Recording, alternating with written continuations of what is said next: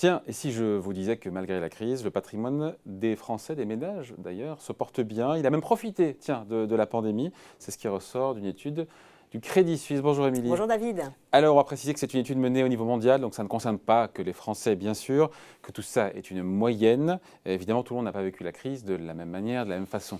Oui, alors le Crédit Suisse a, comme chaque année depuis 12 ans, passé en revue l'évolution de la richesse des ménages. Et c'est vrai que le constat est très positif. En 2020, le patrimoine des ménages s'est accru de 7,4%, ce qui paraît complètement fou quand on sait bien qu'on est en train de vivre, qu'on vient de vivre la pire crise depuis la grande récession des années 30. Effectivement, ça paraît dingue. Est-ce qu'on a quelques chiffres vraiment pour se rendre compte? Alors, ces chiffres, ils donnent le tournis. David, en 2020, le patrimoine total s'est accru de 28 700 milliards de dollars pour atteindre, tenez-vous bien, 418 300 milliards de dollars. Alors, le patrimoine par individu s'est quant à lui accru de 6% pour atteindre un pic historique à 79 952 dollars.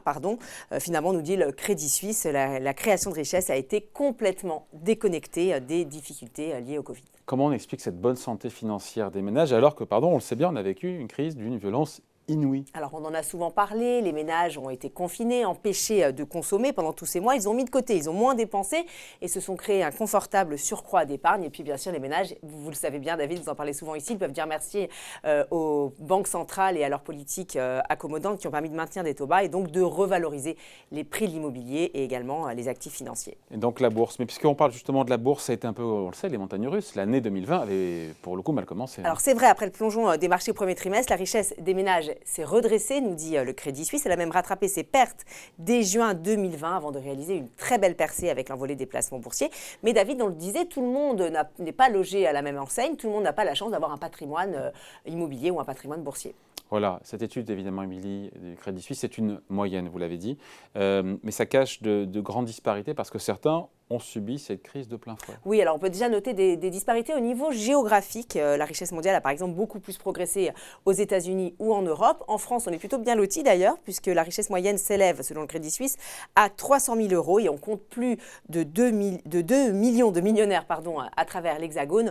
En revanche, la richesse des ménages a baissé en Inde et dans certains pays d'Amérique latine et plus généralement dans tous les pays où il n'y a pas eu de mesures de soutien à l'économie.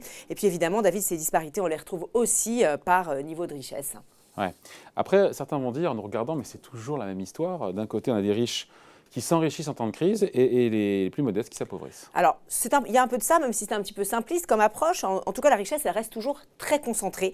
Elle se retrouve à 85% chez les plus fortunés, qui pourtant ne représentent que 12% de la population. Le patrimoine des ultra-riches enregistre d'ailleurs un bond de 24%, ce qui est un record depuis 2003 quand même. Et il suffit de regarder d'ailleurs le nombre de millionnaires supplémentaires en 2020. Il y en a eu 5,2 millions de plus, ce qui nous donne un chiffre de 56 millions de millionnaires à travers la planète. Voilà, après peut-être qu'on peut regarder aussi à l'autre bout de l'échelle ce qui se passe. Et là, celles et ceux qui trinquent le plus.